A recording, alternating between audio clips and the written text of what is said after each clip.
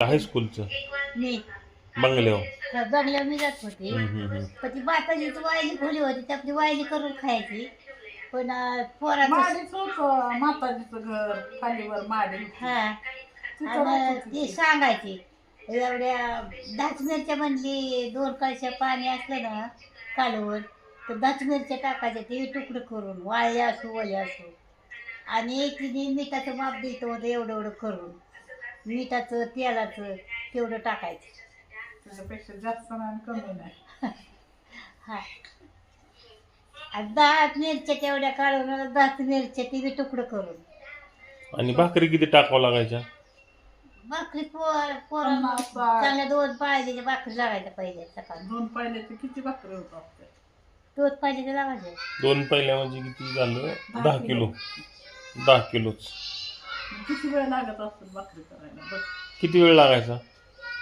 2-3 तास. सकाळचं जायचं तर स्वयंपाकालाच लागायचं. 2-3 तास लागत असतात. किती वाजता जायची तू? चहा पिऊन सकाळचं लगेच आंघोळ करायची चहा प्यायचं आणि जायचं. 7 वाजता दिवस उगवता. दिवस उगवायचे काय माझं तिथं कालवून टाकायचं एका सुद्धा लगेच भाकरी लागायचं, आहे आणि ना? ते पोळ्यांचं सांग ना, पोळ्यांचं. पोळ्या पण करायच्या.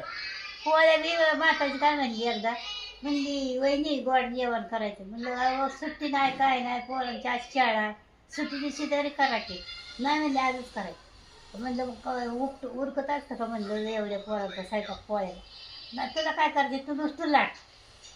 2 पोरांना लावलं कणिक मळाय 2 पोरांना लावलं पुरण वाटाय तुम्ही केलं बाकी आणि माताजीने केली आमटी तेवढी नाही आमटी मला लावली कराय म्हणजे तुमच्यासारखी आमटी करा आणि मग बाकीचे भात गुळवणी ते माताजीने केले आणि मला म्हणजे नुसतं पोळ्याला आता नुसत्या लाटल्या तरी बाजाय माणसं आहे का कशाला आहे तुला आठवते का माताजी?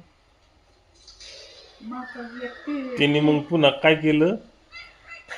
परत बरं का लाटायचं उरकाना म्हणल्या वहिनी पोरांचा टाईम होता आला मग म्हणलं होतं म्हणलं सुट्टी दिवशी करा पोळ्याला आता एवढं एवढं फरक राहिलं होतं एवढी कणिक राहिली आणि पोरांचा टाईम होता आला म्हणजे मग 2 पोरांना बोलावलं 2 पोरांना एवढं खानावलं केलं मग ते. लाटायला लावलं निवड एवढा मग त्याचं केलं का नावलं ते काय तळून काढलं का उकडून काढलं? हं उकडलं का तळलं? तळलं त्याला काय त्याला कमी वेळ तेव्हा सरकारी सामान यायचं आणि मग ते तळलं आणि परत राहिली कणिक मग त्याच्या आणि पोरांना पुऱ्या लाटायला लागल्या आणि मग ते जेव्हा